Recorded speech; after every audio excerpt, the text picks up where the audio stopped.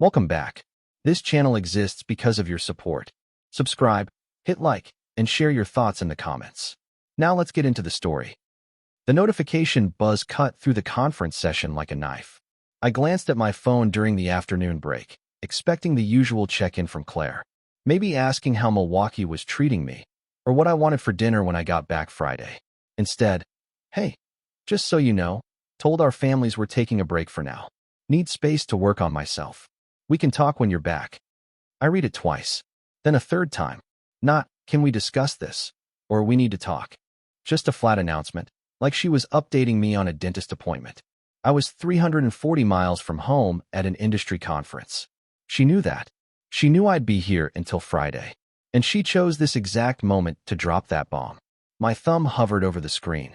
Part of me wanted to call immediately, demand an explanation, ask what the hell she was thinking. But something stopped me. Maybe it was the phrasing. Told our families.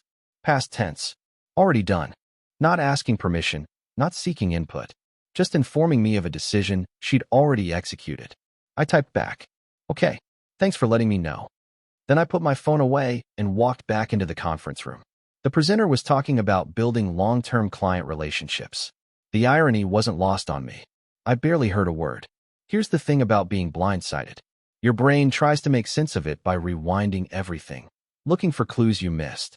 And once I started looking, they were everywhere. 4 months ago, Claire quit her marketing job. Said she wanted to explore holistic life coaching, get certified, build something meaningful. I supported it. Thought it was great she was following her passion. 3 months ago, she joined this Tuesday night entrepreneur meetup group. Started coming home later and later, sometimes past 10 o'clock. When I asked about it, she got defensive. Said I was being controlling, that she needed community support for her new career path. 2 months ago, I noticed she started angling her phone away from me. Subtle, but there. Taking calls in the bedroom. Texting with the screen brightness turned way down. 6 weeks ago, her social media changed. The photos of us together stopped. Instead, it was all solo shots. Hiking, coffee shops, inspirational quotes about finding yourself and letting go of what no longer serves you. And I let it all slide. Gave her space. Trusted her. Figured marriage meant not interrogating your partner about every little thing. Turns out I wasn't giving her space. I was giving her rope, and she used it to hang our marriage. The conference dinner that evening was torture. I sat there pushing salmon around my plate while colleagues from other companies talked about market trends and sales strategies. Someone asked if I was feeling okay. I said I might be coming down with something. Back in my hotel room, I checked my phone. Nothing. She didn't follow up. Didn't ask if I wanted to talk. Didn't even pretend to care how I took the news. Because in her mind, the conversation was already over. She'd made her announcement, and my opinion didn't factor into the decision. I opened Instagram. There it was. A new post from her, 30 minutes ago. A photo of her at some scenic hiking trail, red rocks in the background. Caption, finding my authentic self. I scrolled to her profile. Sedona, Arizona. Right. She'd mentioned that meditation retreat she was going on this week. A whole week of yoga, meditation, journaling, and whatever else people do when they're finding themselves. I'd actually encouraged her to go. Thought it would be good for her. Out of curiosity, I checked her Facebook. Her profile photo had changed. No longer the picture of us from our wedding. Now it was a solo shot of her on some hiking trail. Her relationship status showed it's complicated instead of married. She'd updated both sometime in the last few hours.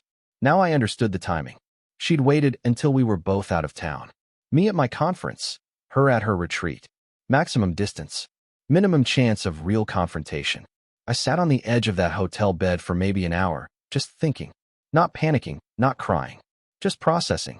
She'd presented this as needing space to figure things out. But the way she'd executed it, the timing, the public announcement before even talking to me, told me everything I needed to know. This wasn't about figuring things out. This was about her wanting permission to do whatever she'd already been doing, with a safety net in case it didn't work out. The "for now" part was her insurance policy. Keep me on standby while she explored her options. My phone buzzed. A text from my brother Henry. Hey, just heard from Mom. What's going on with you and Claire? So she'd even told my family before giving me a heads up. Perfect. I didn't respond to Henry right away. Instead, I opened my laptop and started making a list. Our apartment lease. Joint bank accounts. shared bills, car insurance. I wasn't being vindictive. I was being practical. If she wanted a separation, she was going to get one. But not her version where I sat around waiting while she played the field with a safety net. She said for now. I decided right there in that hotel room that I'd make it forever. The next morning, I got up, showered, put on a suit, and went to the conference sessions like nothing was wrong. Because technically, nothing was. My wife had made a decision. Now I was going to make mine. During the lunch break, I called our landlord Carolyn. Got her voicemail. Left a message saying I needed to discuss our lease when I got back to Minneapolis, that it was time-sensitive. Professional. Polite. No details. Then I called my buddy Dean from college. We'd stayed in touch over the years. He'd gone to law school, now practiced family law in downtown Minneapolis. He picked up on the third ring. Andy, long time. What's up? Need some advice about divorce proceedings in Minnesota, I said. You got time this week? There was a pause. You and Claire. Apparently. Yeah, I got time. Come by the office Monday morning. 10 o'clock work? I'll be there. No drama. No judgment. Just practical help. That's what I needed. I went back to the conference, smiled at the right moments, nodded during presentations, exchanged business cards. No one would have guessed that my marriage was imploding 340 miles away. That evening, I checked Claire's Instagram again. Another post. This time a video of her doing some yoga pose at sunset. Day 1 of my wellness journey. The caption read, Wellness Journey. She was already rebranding the destruction of our marriage as self-care.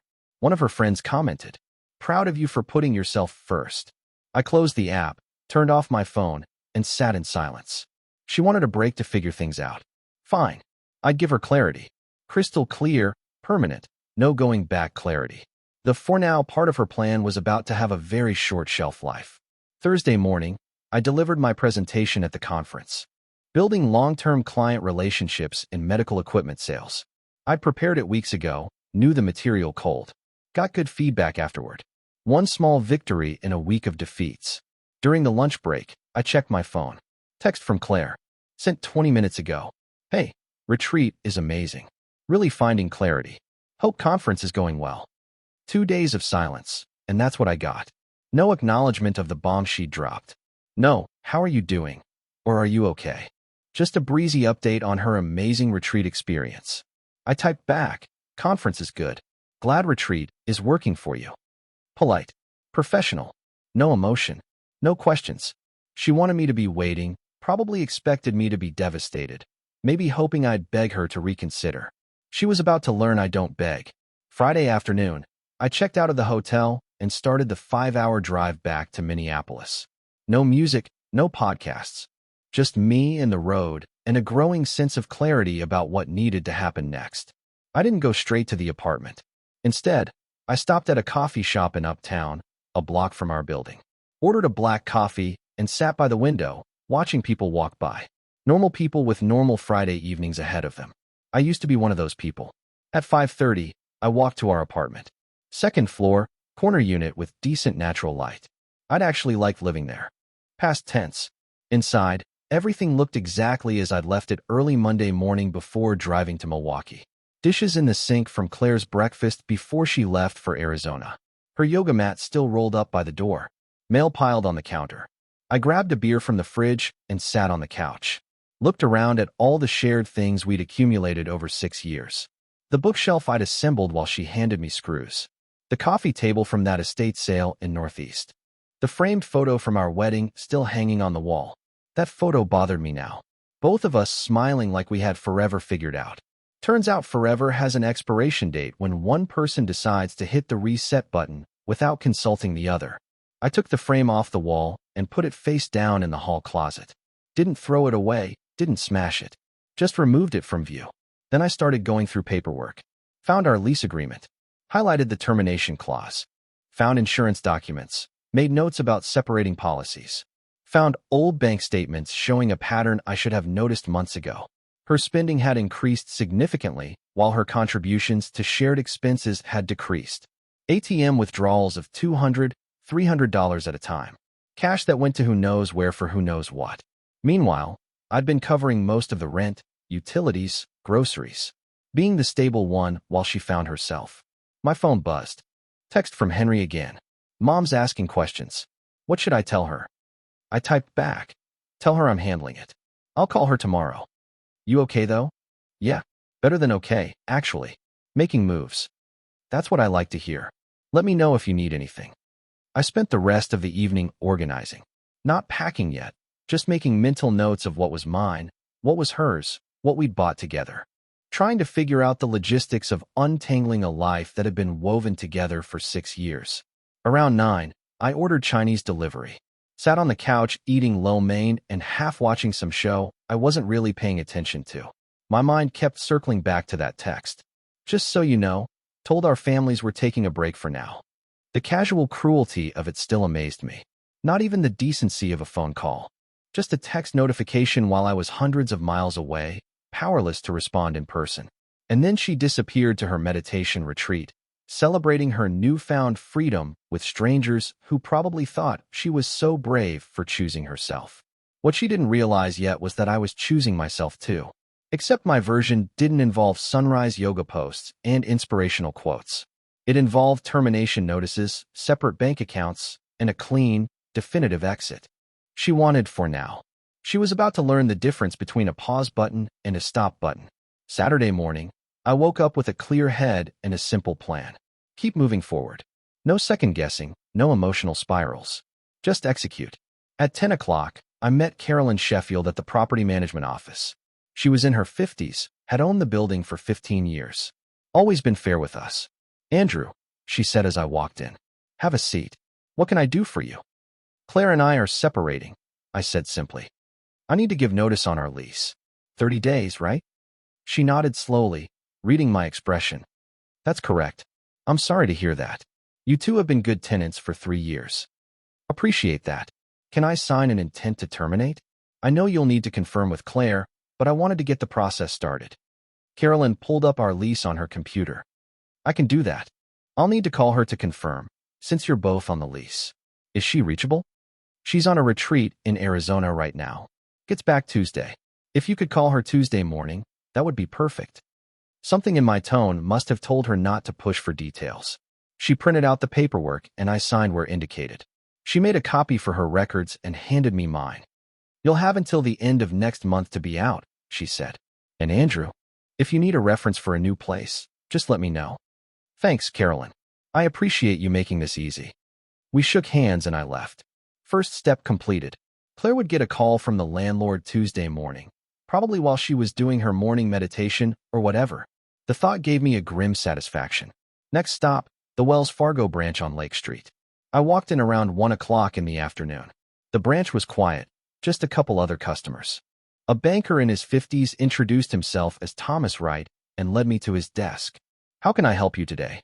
My wife and I have joint checking and savings accounts. We're separating. I need to remove my name from both accounts.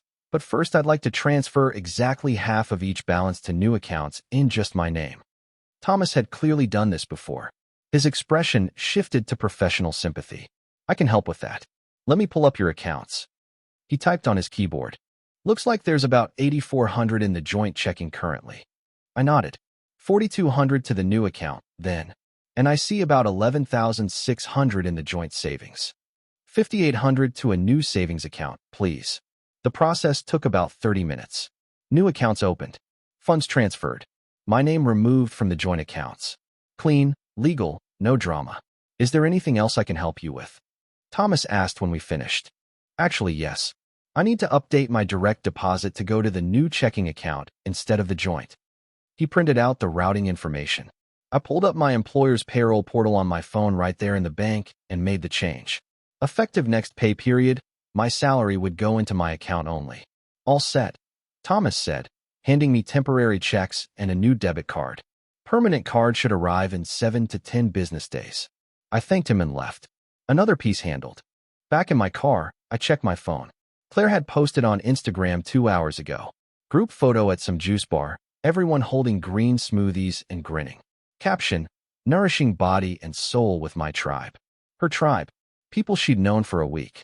I put my phone away and drove to my brother's place in St. Louis Park. Henry and his wife Brenda lived in a split level with a spare bedroom.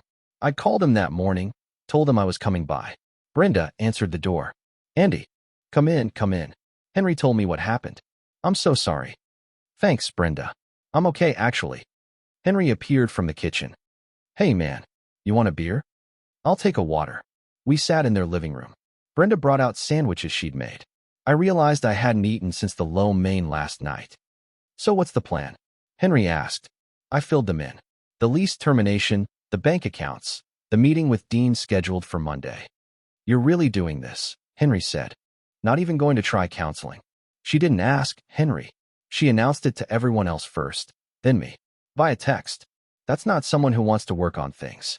That's someone who wants out, but doesn't have the guts to say it directly. Brenda nodded. That's incredibly hurtful, what she did. The text, the timing. You have every right to be angry. I'm not even angry anymore, I said. And I realized it was true. I'm just done. 6 years, and she couldn't even talk to me face to face. That tells me everything I need to know about what I meant to her. You can stay here as long as you need, Henry offered. The spare room's yours. Thanks. I'll probably take you up on that for a few weeks while I find my own place. We talked for another hour. They were good people, my brother and his wife.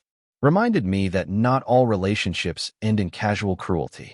That evening, I went back to the apartment and started packing my personal items. Books, photos from before the marriage, some kitchen stuff I knew I'd need. Not everything, just enough to make a statement when Claire got back Tuesday. Around 8 o'clock, my phone rang. My mother. Andrew, honey, your brother told me what you're doing. Are you sure about all this? Yeah, Mom. I'm sure. It's just 6 years is a long time. Maybe she's just going through something. Maybe if you give her more time. Mom, she told you we were separated before she told me. She texted me while I was at a conference. She's been planning this for months.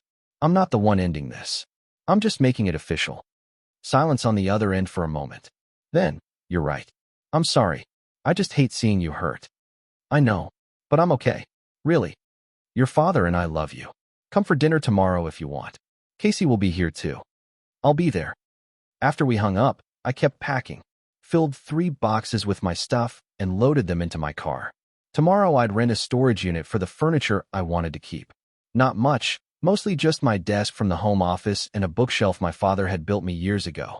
Sunday morning, I woke up early and drove to the public storage facility on Hennepin Avenue. Rented a 10x10 climate-controlled unit, month to month. Spent the next 2 hours moving boxes and a few pieces of furniture there.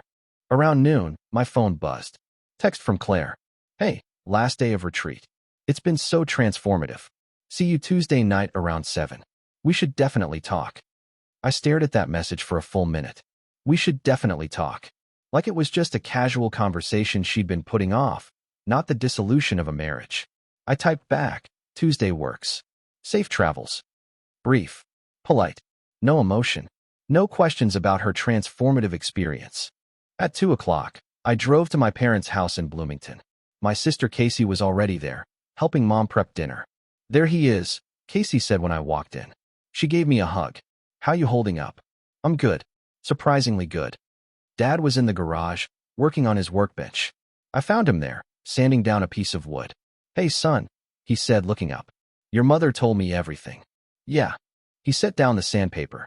I want you to know I'm proud of how you're handling this. A lot of men would be falling apart right now. You're keeping your head, doing what needs to be done. That takes strength. Thanks, Dad. You know, your mother and I, we noticed things the past year or so. Claire seemed distant, always on her phone. We didn't want to say anything, didn't want to interfere. But we saw it. I nodded. Everyone saw it except me. Or maybe I saw it too and just didn't want to believe it. Dinner was pot roast, my mother's specialty. We sat around the table like we had 1,000 times before. It felt normal, comforting. A reminder that some things stayed constant even when others fell apart. So what's next? Casey asked. After the lease is up, where are you going? Looking for a 1-bedroom somewhere. Probably northeast or uptown. Something smaller, cheaper. Start fresh. Good for you, she said. And honestly, Claire's been weird for like a year. I tried to tell you at Christmas, remember? She spent the entire dinner on her phone. Yeah, I remember. Mom brought out apple pie for dessert. We ate in comfortable silence for a while. Then Dad spoke up. When do you see the lawyer? Tomorrow morning. Dean's blocking out an hour for me. Good. Make sure everything's documented. Don't let her try to paint you as the bad guy in this. I won't. I left around 7, hugged everyone, promised to keep them updated. On the drive back to the apartment, I felt something I hadn't felt in months, maybe years. Clarity, peace, a sense that I was finally moving in the right direction instead of just treading water. Monday morning, I dressed in a suit and drove to Dean's office in downtown Minneapolis. His practice was in a converted historic building, all exposed brick and tall windows. Professional, but not intimidating. He met me in the lobby and led me back to his office. "So," he said, settling into his chair. "Walk me through what happened." I told him everything. The text, the timing, the retreat, the lease termination, the bank accounts. He took notes and nodded occasionally. "Okay," he said when I finished. "First thing, you did everything right so far. Separating finances fairly, giving proper notice on the lease, documenting everything. That's smart. Thanks. In Minnesota, you can file for divorce based on irreconcilable differences. Don't need to prove fault. How long have you been married?" 6 years next month. Any kids? No. Property besides the apartment you're renting? No. Both our cars are in our own names. I've got the newer one, paid off. Hers has a loan on it still. Dean made more notes. Joint debts? Just the usual. Credit cards are in our own names mostly. She's got student loans from grad school. Those are hers alone. Good. This should be straightforward, then. We'll need to disclose all assets and debts, but from what you're telling me, this could be wrapped up in a few months if she cooperates. And if she doesn't, then it takes longer and costs more. But honestly, based on what you've told me, I'm guessing she'll either try to reconcile when she realizes you're serious, or she'll sign quickly to avoid looking bad. We spent another hour going over details. By the time I left his office, I had a clear roadmap. File for divorce, split everything fairly, move on with my life. I can have paperwork ready by Wednesday, Dean said as we shook hands at the door. Once you're physically separated, meaning one of you has moved out, we file. She gets served, then we see how she responds. Thanks, Dean. I appreciate this. That's what friends are for, man. Take care of yourself. I went to work after that. First day back at the office since the conference. Caught up on emails, sat through a couple meetings. My boss Paul pulled me aside around lunchtime. How was Milwaukee? Good sessions. Made some connections. Everything okay? You seem different. I debated how much to say. Decided on the truth. Going through some personal stuff. Getting divorced, actually. But it won't affect my work. His expression shifted to concern. Andy, I'm sorry. Listen, if you need any time off, just let me know. We can shuffle things around. I appreciate that, Paul. Really. But I'm good. Work's actually a welcome distraction right now. And it was. Focusing on sales projections and client relationships gave my brain something productive to do instead of dwelling on what was about to happen Tuesday night. That evening, I packed the last of my essential items and brought them to Henry's place. Clothes, toiletries, laptop, everything I'd need for the next few weeks while I apartment hunted. You ready for tomorrow? Henry asked as I set my bags in the spare room. As ready as I'll be. She gets back around 7. I told her we'd talk then. What are you going to say? The truth. She wanted a separation. She got one. I'm making it permanent. And if she freaks out, then she freaks out. Doesn't change anything. I slept well that night, there in Henry's spare room. Better than I'd slept in months. Maybe because I knew what was coming. Maybe because I'd stopped pretending everything was fine. Tuesday morning, I got to work early. Tried to focus on normal tasks, but my mind kept drifting to the conversation ahead. Around 9 o'clock, my phone rang. Unknown number. I let it go to voicemail, then listened to the message. It was Carolyn Sheffield. Hi, Andrew. Just wanted to give you a heads up.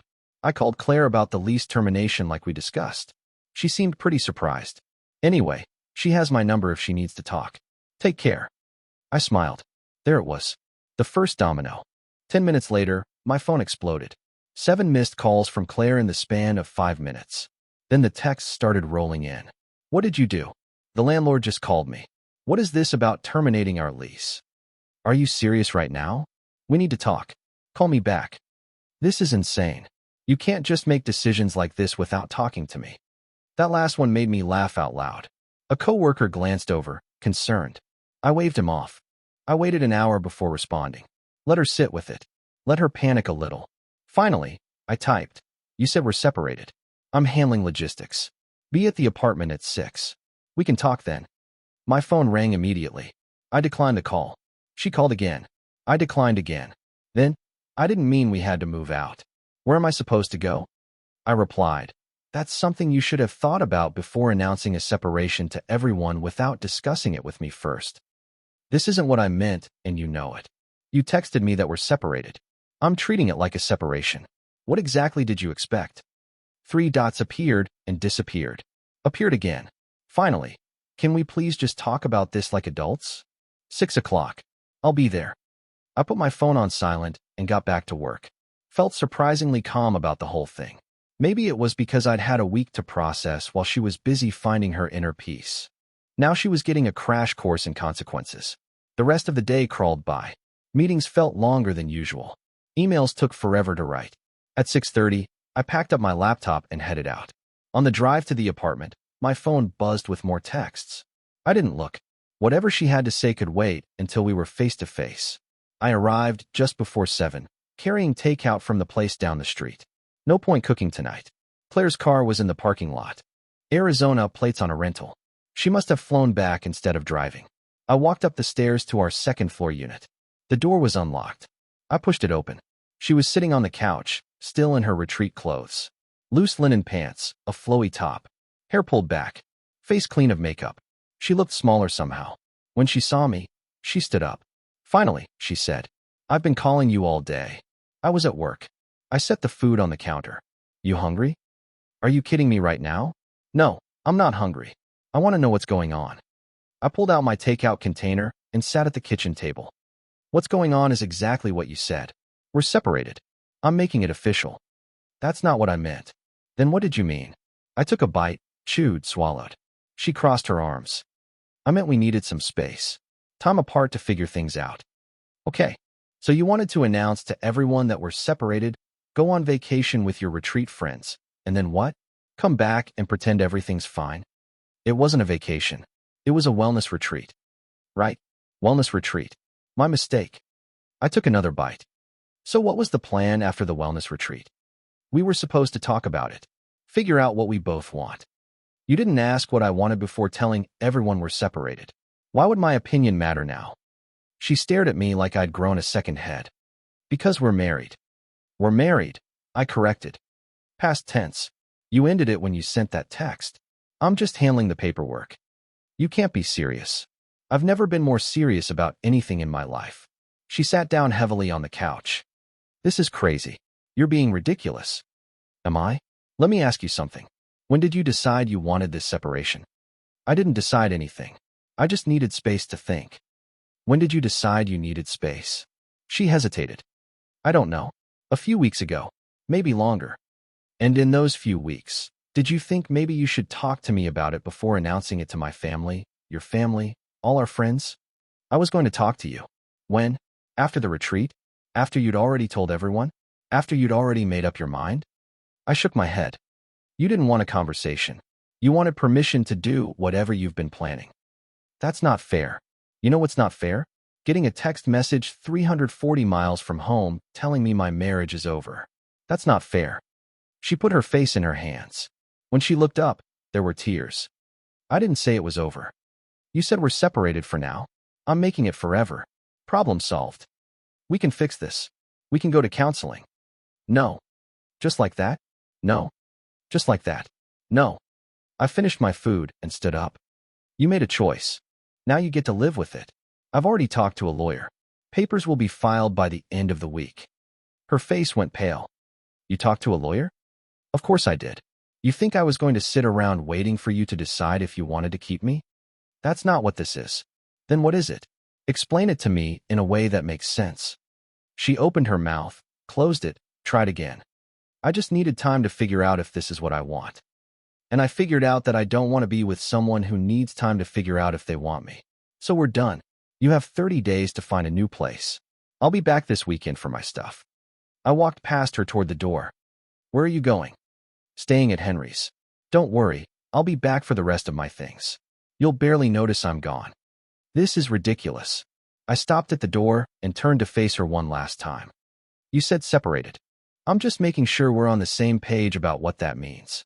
Then I left, got in my car, and drove away while she stood in the doorway, finally understanding that, for now, had an expiration date, and that date had just passed. The next 2 weeks were logistics and uncomfortable silences. I stayed with Henry, apartment hunting in my spare time. Claire sent increasingly desperate messages I mostly ignored. We need to talk about this properly. I made a mistake. Can we please sit down? Your mom won't even talk to me anymore. That last one didn't surprise me. Claire's sister Linda called Friday afternoon. How are you? She asked carefully. Fine. Claire's a mess. Says you won't talk to her. There's nothing to talk about. She wanted a separation. She got one. Linda sighed. She handled it wrong. But aren't you being harsh? Harsh would be what she did. I'm being clear. She didn't mean for it to end like this. Then she should have thought about what she wanted before announcing it. I paused. Did she tell you before she texted me? Silence. Then quietly, yeah. A week before your conference. So she planned it. Waited until I was out of town. Told everyone first. When you put it like that, there's no other way to put it. Linda didn't call back. The divorce papers were filed Wednesday. Claire got served Thursday. She called Garrett crying, asking him to talk sense into me. What did you tell her? I asked him. That you're the sanest I've seen you in months. I found a 1-bedroom in northeast Minneapolis. Smaller, cheaper, mine alone. Signed the lease Saturday. Sunday, I went back for the rest of my stuff. Claire was there, exhausted. Can we please talk? Nothing to say. I'm sorry. Is that what you want to hear? Okay. That's it. Just okay? I stopped loading boxes. What do you want from me? You made your choice. I respected it. Now you're mad because I took you seriously? I didn't think you'd give up on us. I didn't give up. You did. Months ago. When you stopped communicating, built that separate life, changed your Facebook status, removed our wedding photo. You gave up.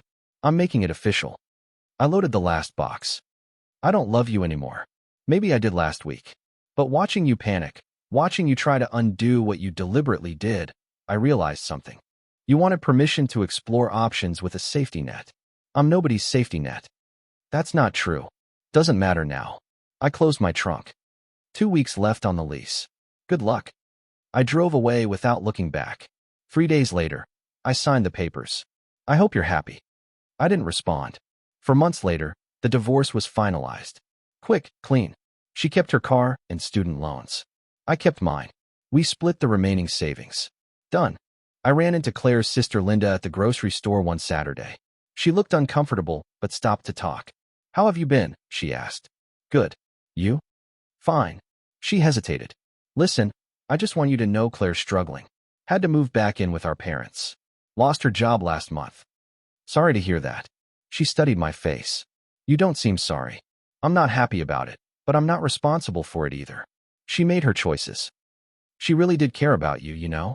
Maybe, but not enough to talk to me before blowing up our marriage. Not enough to consider how her actions would affect me. I shrugged. Caring isn't enough if you don't act like it. Linda nodded slowly. Fair enough. Take care of yourself. You too. My boss promoted me to lead a new project 2 months after the divorce was finalized. Nothing dramatic, just recognition for solid performance. I took it without fanfare. I grabbed dinner with Garrett one evening. He brought up the divorce without prompting. You seem different, he said. In a good way. How so? Lighter. Like you're not carrying something heavy anymore. Yeah. Turns out cutting loose dead weight does that. He raised his glass. To knowing your worth. To knowing when to walk away, I corrected. We clinked glasses and drank. A few weeks later, I got a message from an unknown number. Hey, it's me. Just wanted to say I'm sorry for everything. I hope you're doing well. I stared at it for a moment, then deleted it without responding. There was nothing left to say. She'd sent me a text ending our marriage. I'd spent the next 4 months proving I meant what I said about making it permanent. Some people think closure comes from conversations, explanations, mutual understanding. But sometimes closure is just moving forward and not looking back. She wanted a break to figure things out. Turns out I figured things out faster than she expected. And what I figured out was simple. I deserved someone who didn't need a wellness retreat to decide if they wanted me. 6 months later, I was settled into my new apartment in northeast Minneapolis. 1 bedroom, hardwood floors, everything new. Life wasn't perfect, but it was mine. No drama, no games, no wondering if I was someone's backup plan. Saturday morning, I ran into an old friend at a coffee shop. Andy, how are you? Good. Really good, actually. I heard about you and Claire. Sorry about that. Don't be. Best thing that could have happened. He hesitated. You want to hear about her? Or no? I'm good. Hope she's doing well, but I don't need updates. Fair enough. We're having people over next weekend. You should come. Yeah, I will. That evening, I was at my parents' house helping Dad with a project. You seem different, he said. Better. I feel better. Lighter. Your mother and I never saw you really happy those last couple years. We just didn't want to say anything. Yeah, I wasn't. I just didn't realize it until it was over. Mom brought out lemonade. We're proud of you, honey. I just did what needed doing. That's exactly right, Dad said. And that takes strength. Sunday evening, back at my apartment, my phone buzzed with a text from a coworker. Group of us going to that new brewery Friday after work. You in? Yeah, sounds good. Life moving forward. Claire had wanted space to figure out who she was without me. Turns out I needed the same thing. Difference was, I didn't need a meditation retreat to realize we weren't right for each other anymore. I just needed her to finally be honest about it. She thought, separated for now, meant she got to keep her options open. I made sure for now had a very specific expiration date. Turns out forever suits me just fine. Dear listeners, that's our ending. If it resonated, subscribe to support the channel. See you next time.